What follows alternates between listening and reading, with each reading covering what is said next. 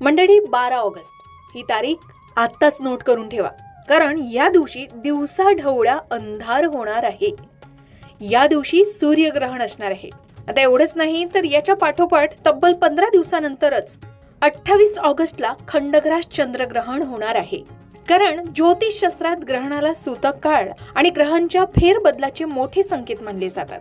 तसेच 28 ऑगस्टचं खंडग्रास चंद्रग्रहण हे मानसिक शांती आणि कौटुंबिक जीवनावर परिणाम करणारे ठरू शकते. मग ही दुर्मिळ घटना तुमच्या राशीवर आणि जीवनावर काय परिणाम करणार आहे, नेमकं काय घडणार आहे, चला हे जाणून घेऊया.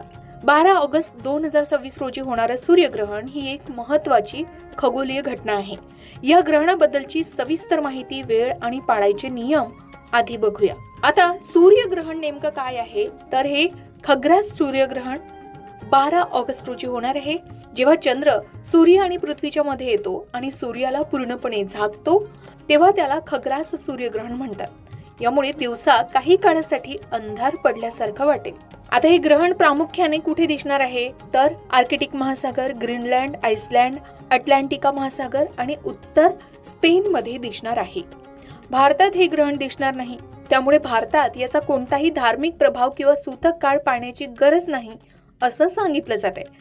तरी सुद्धा जे ग्रहण भारतात दिसणार नाही, ज्योतिषशास्त्रात किंवा जिथे ग्रहण दिसणार आहे तिथे काही गोष्टी पाळल्या जातात. जसं की सूर्यग्रहण कधीही उघड्या डोळ्यांनी पाहू नये, यासाठी खास बनवलेले सोलर फिल्टर चष्मे सुद्धा वापरावे. साधे काळे चष्मे किंवा एक्सरे फिल्म वापरणं डोळ्यासाठी घातक ठरू शकतं. ग्रहणाच्या काळात नामस्मरण करणं, स्तोत्र पठण करणं किंवा ध्यान करणं हे सुद्धा शुभ मानलं जातं. आता जे ज्योतिषशास्त्र पाळतात त्यांनी या नियमांचं पालन केलं तरी उत्तम आहे. ग्रहण सुटल्यानंतर गरजूंना धान्य किंवा कपड्यांचं दान करणंही चांगलं मानलं जातं. आता ज्या राशींवर या ग्रहणाचा प्रभाव असू शकतो त्यांनी कुलदेवतेचा जप करावा.